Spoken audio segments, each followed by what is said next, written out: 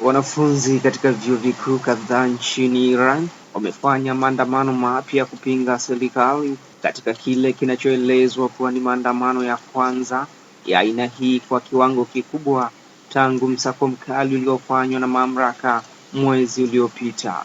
Maandamano hayo yameendelea kwa siku ya pili mfululizo hadi Jumapili hii, kulingana na mashirika ya habari ya ndani na machapisho ya mitandao ya kijamii kama yalivyoeleza. Kwa mujibu wa BBC, picha zilithibitishwa zikionyesha waandamanaji wakikusanyika katika chuo kikuu cha teknolojia cha Sharif kilichopo mjini Tehran siku ya Jumamosi, na baadaye mapigano yaliripotiwa kuzuka kati ya wanafunzi hao na wafuasi wa serikali. Televisheni ya serikali ya Iran ilionyesha video ya kile ilichodai kuwa ni wanaojifanya wanafunzi wakiwashambulia wanafunzi wanaounga mkono serikali waliokuwa wakifanya maandamano na kulaani ghasia za Januari. Maandamano mengine yameripotiwa katika vyuo vikuu vingine jijini Teherani pamoja na katika mji wa Mashhad kaskazini mashariki mwa nchi.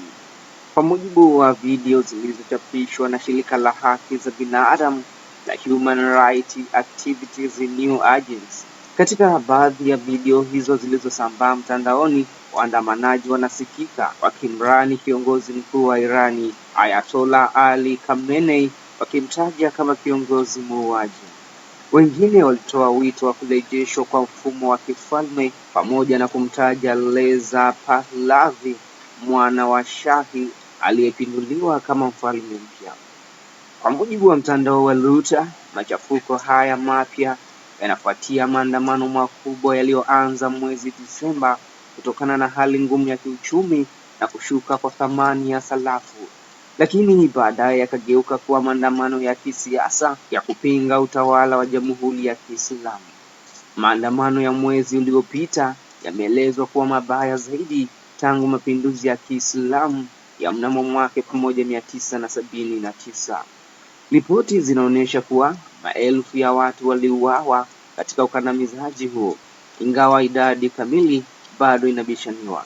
Shirika la Human Rights Activities News Agency limesema limethibitisha vifo vya zaidi ya watu 60,000 huku Iran Human Rights ikikadiria huenda idadi hiyo ikazidi zaidi ya watu 25,000.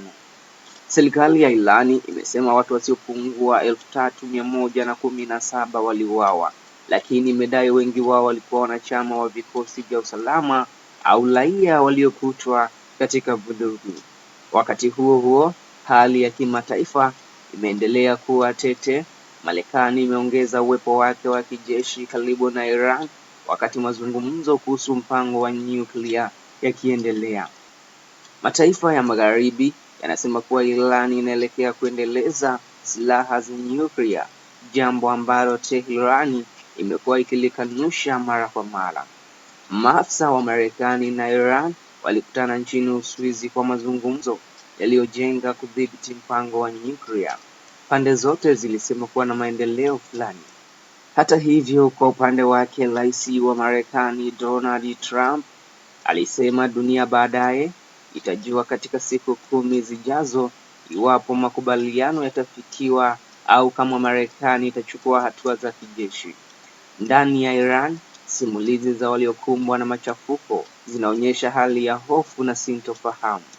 Mojdeh, ambaye jina lake limebadilishwa kwa sababu za kiusalama, aliambia BBC kuwa yeye na mumewe walikuwa wamesafiri kutoka Washington kwenda Tehran kutembelea familia zao mwanzoni mwa Januari.